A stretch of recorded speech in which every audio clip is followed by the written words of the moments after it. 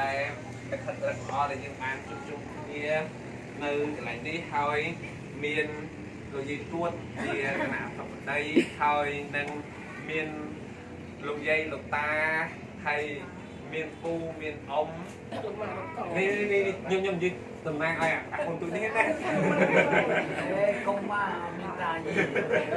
កុំមកសាក់សីទាំងអស់នៅកន្លែងនេះហើយក៏ជាសាក់សីតាំងពីដែលមកគាត់នៅកាមេរ៉ាខាងមុខគាត់ទៅដែរហើយនៅក្នុងកម្មវិធីនេះបំណងមាន2ទី1គឺបំពេញស្អីដែលយើងបានសន្យាដល់ក្រុមឧត្តមតាំងពីក្រុមកុមារមុនហើយនឹងមួយទៀតគឺដើម្បីប្រសិទ្ធពរសម្រាប់ចៅទូតទី60នេះហើយđâyបានថាបំពេញកិច្ចសន្យាមួយដល់ក្រុមឧត្តមវាអត់បានដឹងទេបើសិនធីមបានដឹងទេថាយើងបានសន្យាអីក៏ប៉ុន្តែយើងបានកំណត់ថា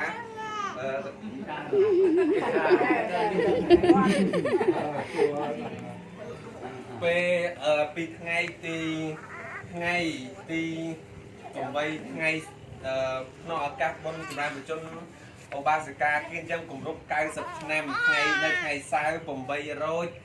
800ខែចែកឆ្នាំ7ឆស័ក2558ត្រូវនឹងថ្ងៃទី11ខែមេសាគ្រិស្តសករាជ2015ដែលពេលនោះថានឹងផ្ដល់រង្វាន់ធំសម្រាប់ចៅទូតទី60គណៈដែលមកនៅមានបជនឥឡូវនេះគាត់ថាជាឱកាសមួយដែលកម្រណាពីព្រោះកម្រមានអ្នកណាដល់ខ្លួនឯងដល់ចៅទូតទី60វាកម្រនឹងទី1ហើយទី2ក៏កម្រថាចៅនឹងបានសម្រាប់ការឃើញជីដូនទួតដល់ខ្លួនឯងអាយុប៉ុណ្ណឹងហើយបានដល់ជីដូនទួតហើយពីចៅទី60មួយទៀតមិនធម្មតាឥឡូវនេះលើសពីសន្យាគឺមានដល់ចៅទួត64ទៅហើយមក64ណាអត់មានវត្តទេប៉ុន្តែនេះជាចៅដែលសន្យាហើយដាក់10ក៏ដល់នៅថ្ងៃប្រហ័ស13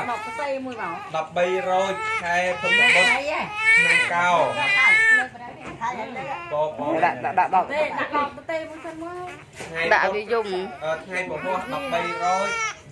ខែពុទ្ធបុត្រឆ្នាំកោឯកសារ